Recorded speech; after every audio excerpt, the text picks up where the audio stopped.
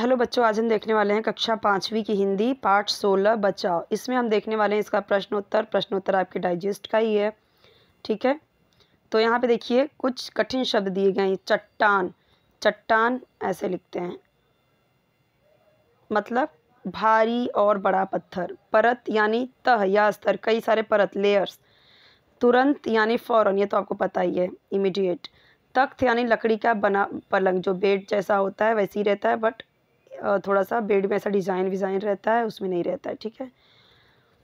लगातार यानी बिना रुके है, कंटिन्यू। बस्ती यानी आबादी या कस्बा। नष्ट यानी बर्बाद। सुरक्षित यानी जहाँ खतरा ना हो। तल, तल मतलब नीचे की तरफ। ठीक है, नीचे की सतह। जैसे ऊपर पानी रहता है, और जैसे स्विमिंग पूल हुआ या कोई नदी हुई तो ऊपर होता है पानी, और नीचे उसका जो तलहटी रहता है उसको बोलते हैं तल। ठीक है। तटवर्ती यानी तट पर स्थित, तट यानी किनारे पे। पाटना यानी मिट्टी पत्थर से भर देना, पाटना। ठीक है, मिट्टी से भरना उसको बोलते हैं पाटना। कोई गड्ढा है उसको मिट्टी उसमें डाल दिया तो बोलते हैं मिट्टी पाट दिया, गड्ढा पाट दिया, मतलब मिट्टी से भर दिया। पूर्व यानी पहले। क्वेश्चन देख लेते हैं। निम्नलिखित प्रश्नों के उत्तर एक एक वाक्य में लिखो। तो जब बोला जाता है एक वाक्य में लिखो तो आपको एक वाक्य यानी एक सेंटेंस में लिखना होता है। अब बोल दिया है पाठ में किन प्राकृतिक आपदाओं का वर्णन है, तो आपको सिर्फ ऐसे नहीं लिख देना भूकंप, बाढ़, सुनामी, सिर्फ ऐसे नहीं लिख देना है। ठीक है, तो उसमें पूरा अच्छे से लिखना है। पाठ में भूकंप, बाढ़ और सुनामी, ये त जो है आधा वो नहीं रहेगा। ठीक है, सुनामी ऐसे लिखते हैं, सुनामी, क्योंकि इंग्लिश में सुनामी ऐसे होता है, इसलिए यहाँ पे ये टी को भी ले लिया है, बट सुनामी हिंदी में हम ऐसे लिखते हैं, सॉरी इंग्लिश में हम ऐसे लिखते हैं सुनामी, यानी कि टी को नहीं ऐड करते। सुनामी प्राकृतिक आपदाओं का वर्णन है, तो इतना पूरा लिखेंगे तो आपको मार्क्स मिलेगा 1 मार्क्स। अगर 1 मार्क्स करेगा तो 1 मार्क्स, 2 मार्क्स करेगा तो 2 मार्क्स, वरना आपको सिर्फ हाफ मार्क्स ही देंगे। ठीक है, 2 मार्क्स करेगा तो 1 मार्क्स देंगे, 1 करेगा तो हाफ देंगे, तो पूरा ऐसे लिखना होता है। भूकंप आने पर क्या होता है? भूकंप आने पर घरों की छत, दीवारें आदि गिरने लगती है। अब आपने सिर्फ लिख दिया छत गिरने लगती है, तो ऐसे सिर्फ नहीं चलता। लगातार अधिक बारिश होने पर क्या होता है? तो इतना पूरा लिख दिया। लगातार अधिक बारिश होने पर सेम टू सेम है, क्या होता है? नदी नाले पानी से भरकर बहने लगते हैं। ठीक है, बहुत बच्चे क्या करते हैं, बस इतना लिख दें, नदी नाले बहने लगते हैं, बस इतना लिख देंगे तो मार्क्स पूरा थोड़ी मिलेगा। बाढ़ की सूचना प्राप्त होते ही क्या करना चाहिए? तो उतना पूरा ही लिख लेंगे, क्या के पहले वाला पूरा लिख लेंगे। बाढ़ की सूचना प्राप्त होते ही, देखो उतना पूरा ही है, सुरक्षित स्थान पर पहुंच जाना चाहिए, तो बस इतना ही याद करना है, उसके पहले वाला तो यही लिखना है। ठीक है, तो ज़्यादा कुछ कठिन नहीं है याद करना। समुद्र के तल में भूकंप आने पर क्या होता है? तो पूरा यहाँ तक वैसे ही लिख लेना, आने पर क्या से हमें चेंज करना है। समुद्र के तल में भूकंप आने पर ऊंची ऊंची लहरें उत्पन्न होती हैं। बच्चे सिर्फ लिख देंगे लहरें उत्पन्न होती हैं, सुनामी आती है, तो ऐसे कैसे जैसे आंसर लिखोगे वैसे ही फिर मार्क्स भी मिलेगा। सही विधान के सामने सही का और गलत विधान के सामने गलत का चिन्ह लगाओ। ठीक है, सिर्फ चिन्ह लगाना है आपको। बाढ़ आने पर घर से बाहर निकल जाना चाहिए, तो ये तो बिल्कुल गलत है, नहीं निकलना चाहिए। भूकंप आने का कारण अधिक बारिश है, नो, भूकंप बारिश की वजह से नहीं आता, वो तो जोर जोर की हवाएं आती है तब आता है, तो ये भी गलत है। समुद्र के तट को पाट कर, यानी समुद्र के तट को, समुद्र है यहाँ पे, उसका तट काफ़ी गड्ढा है, वहाँ पे मिट्टी वट्टी भर के यानी पाट के बस्तियाँ नहीं बनानी चाहिए, बिल्कुल सही बात है। समुद्र के किनारे तट को पाट कर बस्तियाँ वहाँ बनाएंगे तो कभी ना कभी तो वो सुनामी उनामी आएगा तो जाएंगे ही। बाढ़ से फसलें नष्ट हो जाती हैं, बिल्कुल नष्ट हो जाती हैं, पूरा बह जाता है, सड़ जाता है, तो बिल्कुल सही है।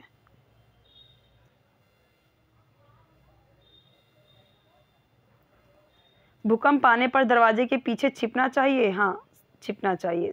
ठीक है, बाढ़ से सुविधाएं नष्ट नहीं होती, गलत है, सुविधाएं सब कुछ नष्ट हो जाती है, घर बार सब बह जाता है। भूकंप आने पर क्या करना चाहिए? अब यह क्या यहाँ पे क्या लिखा है, ध्यान से देखो। निम्नलिखित प्रश्नों के उत्तर विस्तार से लिखो, विस्तार से, ये आपको 2 मार्क्स का रहेगा। ठीक है, तो भूकंप आने पर हमें तुरंत घर के बाहर खुली जगह में आ जाना चाहिए। मैं थोड़ा सा और जूमिंग कर लेती हूँ, थोड़ा सा ब्लर है तो मैं आपको पढ़ के बताती हूँ। भूकंप आने पर हमें तुरंत घर के बाहर खुली जगह में आ जाना चाहिए या मेज, लकड़ी के तख्त के नीचे या दरवाजे के पीछे छिप जाना चाहिए।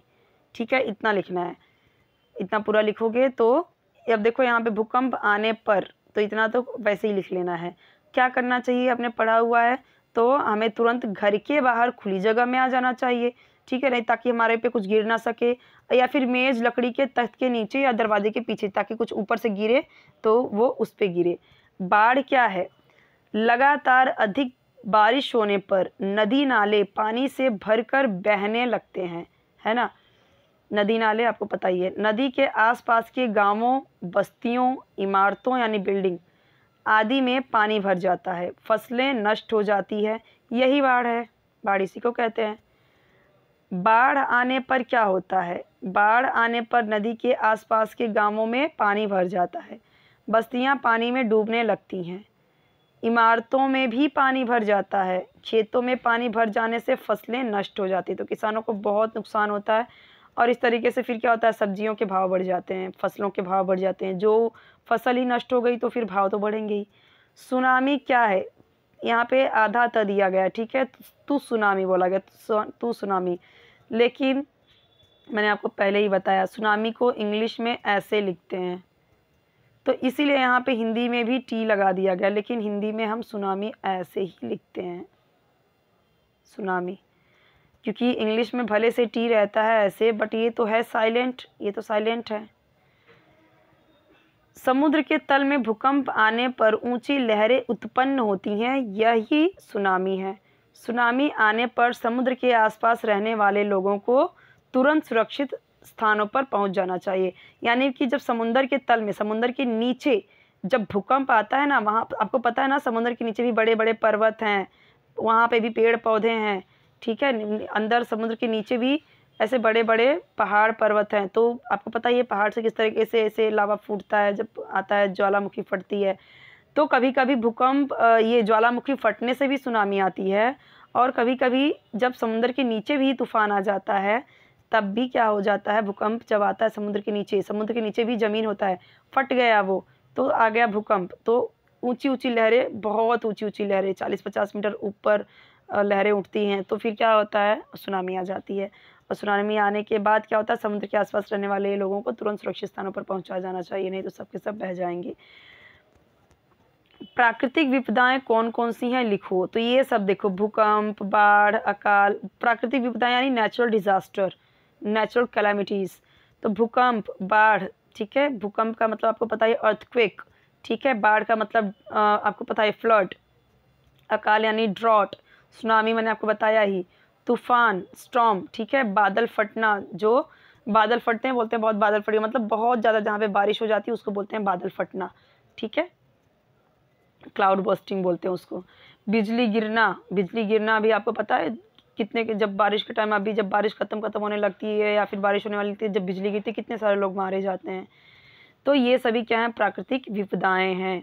और भी होता है, जैसे चक्रवात होता है, ठीक है, साइक्लोन, तो और भी होते हैं, जो ओले गिरते हैं, बर्फबारी होती है, वो भी होता है।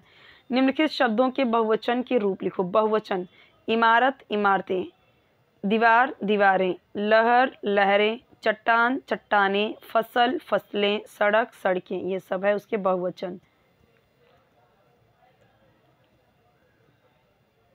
नदी, नदियाँ, बस्ती, बस्तियाँ, लकड़ी, लकड़ियाँ, सूचना, सूचनाएं, ये भी क्या है, एक वचन, बहुवचन। आपदा और विपदा दोनों का अर्थ एक ही होता है, इसलिए ये समानार्थी शब्द हैं। कोष्ठक में दिए गए शब्दों के समानार्थी शब्द लिखो, ये आपको पता है, जैसे आपदा और विपदा दोनों का मतलब एक ही है, ठीक है, पानी, जल दोनों का मतलब एक ही है, तो यहाँ पे दिया गया क्या है आपको, पृथ्वी, पानी, बारिश, सूचना, तुरंत, समुद्र, आपदा, ये सब दिया गया है, इन सब का पर्यायवाची शब्द बताना है, समानार्थी यानी सिनोनिम्स बताना है।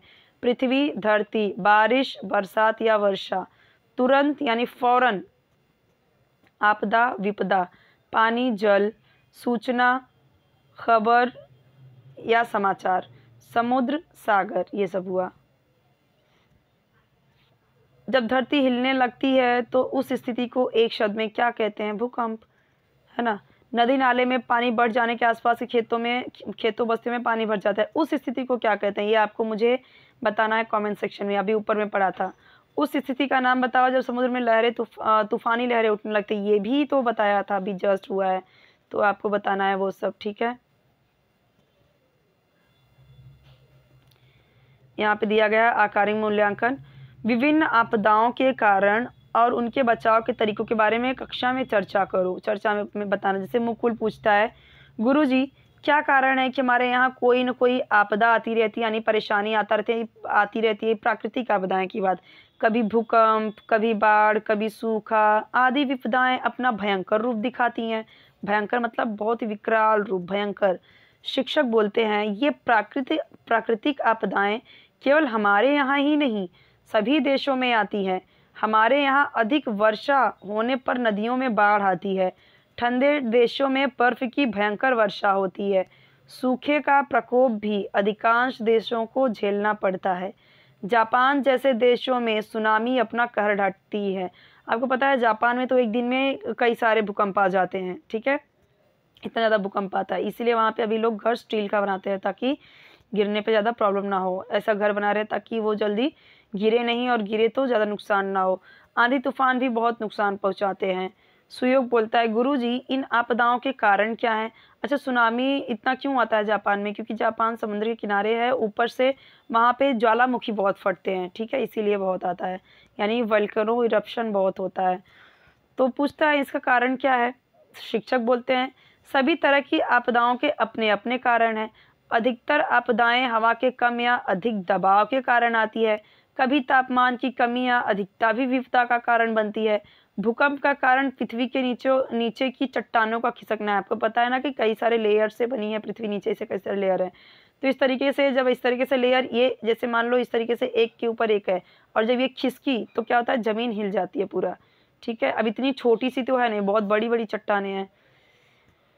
तो मौली पूछता है, गुरुजी इन आपदाओं से बचा कैसे जा सकता है? ये सारी चीज़ें आप बच्चों ज्योग्राफी में पढ़ा होगा आपने। शिक्षक बोलते हैं आपदाओं से बचने के अलग अलग तरीके हैं। भूकंप आने पर हमें तुरंत घर के बाहर खुले में आ जाना चाहिए। बाढ़ की सूचना पाते ही हमें सुरक्षित स्थान में पहुंच जाना चाहिए। सुनामी से बचने के लिए समुद्र के आसपास बस्ती नहीं बसानी चाहिए, बिल्कुल। सूखे से निपटने के लिए वृक्षारोपण करना चाहिए, तभी तो बारिश होगी। इस तरह प्रकृति से तालमेल बिठाकर और समझदारी से काम लेने पर प्राकृतिक आपदाओं से बचा जा सकता है। बिल्कुल सही बात है। और यहाँ पे देखो क्या दिया गया है, पाठ में आए 3 युग्म शब्द छांट कर लिखो। शब्द युग्म मतलब नदी नाले, जो बीच में ऐसे योजक चिन्ह आते हैं ना, जैसे ऊंची नीचे के बीच में देखो हाइफन है, यहाँ पे हाइफन है, यहाँ पे भी हाइफन है बीच में। तो नदी नाले, आगे पीछे, ऊंची ऊंची या ऊंची नीची, जो लेसन में यहाँ पे बोला गया पाठ में आए, आपके पाठ में ही आया गया है, जो उसी को लिखना है आपको। वैसे तो बहुत कुछ लिख सकते हैं आप, लेकिन जो आपके लेसन में दिया गया उसी में से ढूंढ के लिखना है। अब यहाँ पे बोला गया है 10 वाक्य लिखना है, यानी निबंध की तरह लिखना है आपको। भूकंप, बाढ़, सुनामी में से किसी एक आपदा पर 10 वाक्य लिखो। तो यहाँ पे देखो भूकंप के बारे में लिखा गया है, बाढ़ के बारे में भी लिख सकते हो, सुनामी के बारे में भी लिख सकते हो। तो भूकंप का लिखा गया, प्राकृतिक आपदाओं में भूकंप बहुत खतरनाक है, यानी नेचुरल डिजास्टर में, नेचुरल कैलामिटीज़ में भूकंप भी बहुत खतरनाक है, बहुत डेंजरस है। कुछ सेकंड का भूकंप भारी तबाही मचा देता है, कुछ ही सेकंड में। ऐसा नहीं 2-2, 3-3 घंटे तक भूकंप ही चलता रहता है, नहीं, थोड़ी सेकंड के लिए होता है। सैकड़ों मकान धराशायी हो जाते हैं, यानी गिर जाते हैं। गांव शहर बर्बाद हो जाते हैं। देखते देखते सैकड़ों हजारों जानें चली जाती हैं। भूकंप अचानक आता है, इसके आने की न कोई ऋतु होती है, न कोई महीना, न कोई दिन, पता भी नहीं चलता लोगों को, ठीक है। तो आ जाता है तो पता थोड़ी चलता है, वैज्ञानिक भी पता नहीं लगा पाते, ये बाद में पता लगाते हैं कितना तेज था, कितना धीरे था, ये सब पता लगाते हैं, पर कहाँ आएगा, कब आएगा, किसी को नहीं पता होता है।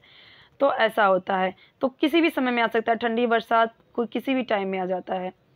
ये जैसे भी बारिश बारिश के टाइम में आती है, बाढ़ बारिश के टाइम में आता है, जैसे अकाल जो सूखा होता है वो गर्मी के टाइम में आता है, लेकिन भूकंप कभी भी आ सकता है, ठीक है।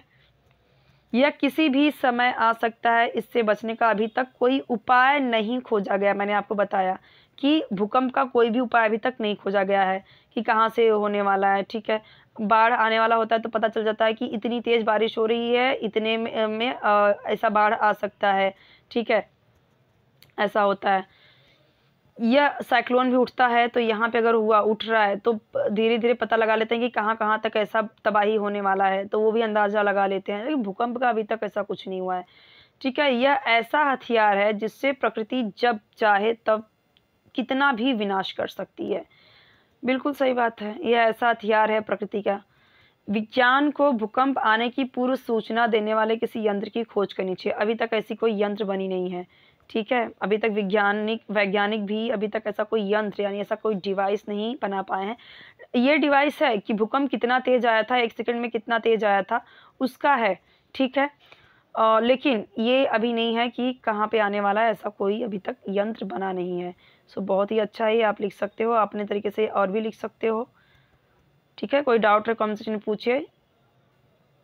चैनल सब्सक्राइब करना मत भूलिए, वीडियो जरूर लाइक कर दीजिए, फ्रेंड्स साथ शेयर कर दीजिए। कोई और वीडियो चाहिए, क्वेश्चन आंसर एक्सप्लेनेशन, आप मुझे बता सकते हो। ओके, फ्रेंड्स साथ अपने ज़रूर शेयर कर दीजिए, उनको भी हेल्प मिल जाएगी।